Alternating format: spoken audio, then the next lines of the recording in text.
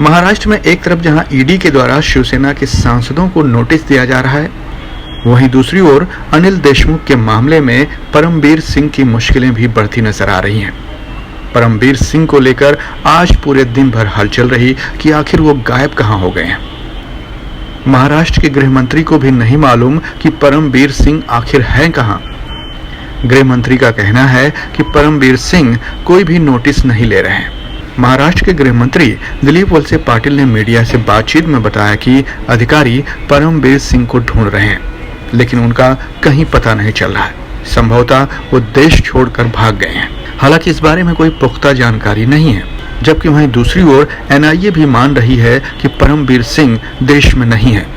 हालांकि किसी भी एजेंसी के पास इस बात की कोई भी पुख्ता जानकारी नहीं है कि आखिर परमबीर सिंह गए कहां। अगर एक मिनट के लिए मान लिया जाए कि परमबीर सिंह देश छोड़कर चले गए हैं, तो इसकी जानकारी किसी भी एजेंसी को क्यों नहीं और महाराष्ट्र सरकार को क्यों नहीं है। अब इसे लेकर खूब सियासत हो रही है। महाराष्ट्र कांग्रेस के प्रदेश मुखिया नाना पटोले का कहना है कि इस बारे में केंद्रीय जांच एजेंसियों को मालूम होगा और केंद्रीय जांच एजेंसियां शायद परमबीर सिंह को भागने में मदद की होगी।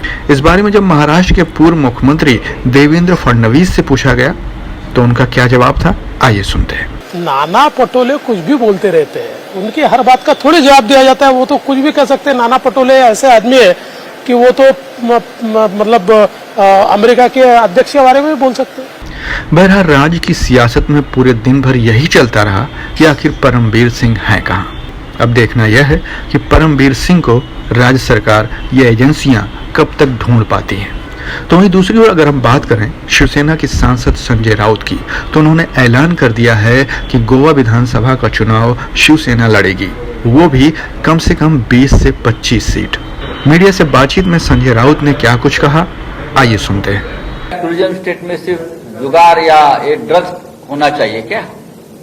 ऐसा हमारे संविधान में लिखा है कि जहाँ टूरिज्म स्टेट है वहाँ सिर्फ कैसीनो और ड्रग्स मिलना चाहिए। देखिए, वी आर अपोजिंग कैसीनो और भारतीय जनता पार्टी की भी यही भूमिका रही है। मेरी भारतीय जनता पार्टी की उस वक्त की भूमिका को हमने सपोर्ट किया था कि ये बंद होना चाहिए। संजय राउत ने यह भी कहा कि अगर शिवसेना सत्ता में आई तो गोवा राज्य में कैसीनो पर पाबंदी लगा दी जाएगी, क्योंकि कैसीनो की वजह से ही गोवा में ड्रग्स का धंधा फल फूल रहा है। आपको बता दें कि गोवा विधानसभा चुनाव लड़ने के लिए केजरीवाल की पार्टी आप भी तैयारी कर रही है। तो वहीं दूसरी ओर बंगाल की मुख्यमंत्री ममता बनर्जी की पार्टी तृणमूल कांग्रेस भी गोवा विधानसभा चुनाव लड़ना चाहती है। ऐसे में शिवसेना भला कहां पीछे रहने वाली। For more videos subscribe Mumbai press और हाँ, बेल आइकन दबाना ना भूलें।